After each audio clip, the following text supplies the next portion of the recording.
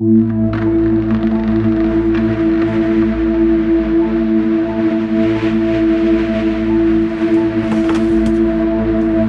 is something that basically over time developed from the previous live shows we've done, like Epic, for example, that we started off with.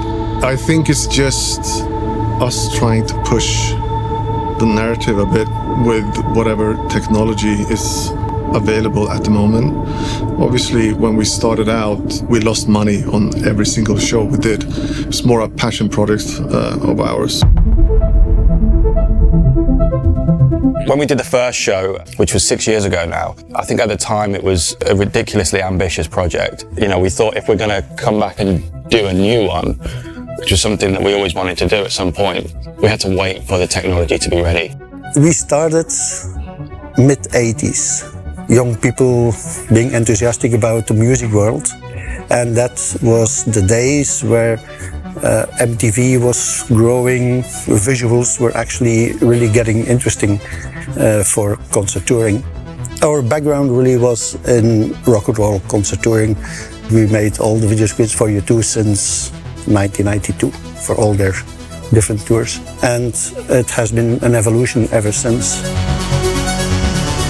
Technology has developed over the past few years that will enable us to do much more advanced version of the first show, and obviously we have a good 5 years of experience and other things with us as we do this second version of the show.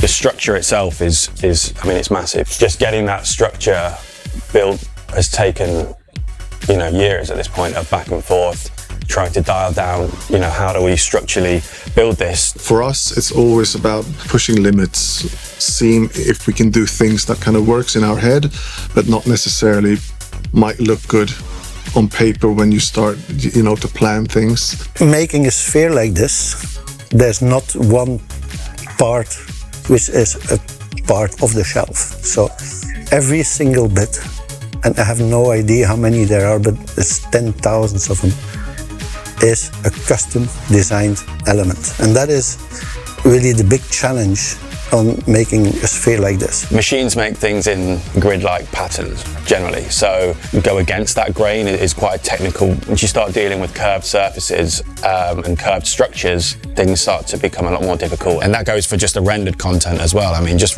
rendering content for this is unbelievably complex process compared to a regular screen. How do we render everything in such a fashion that it all looks cohesive and coherent from every angle while reducing distortions and that sort of thing, which are inherent to a sphere? We'll probably load in at like 6 and we'll finish at maybe 8.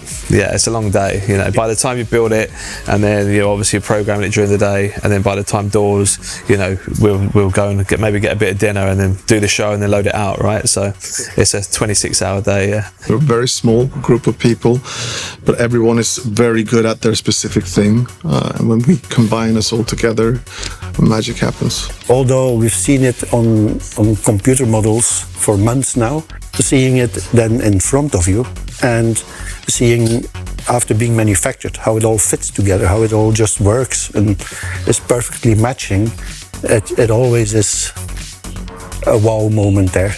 But on this one especially, because of the complexity of the three-dimensional shape. I just can't wait to start running some of the content on it, because we've really gone crazy with the content on this one. It's like a generational leap. I feel that for everyone involved, being here now for the past few days, seeing the actual thing in the flesh, when it's in the club and it's looking so much better than what we all thought from the start or what we could have imagined. It's going to be a challenge for sure. We'll see after tonight.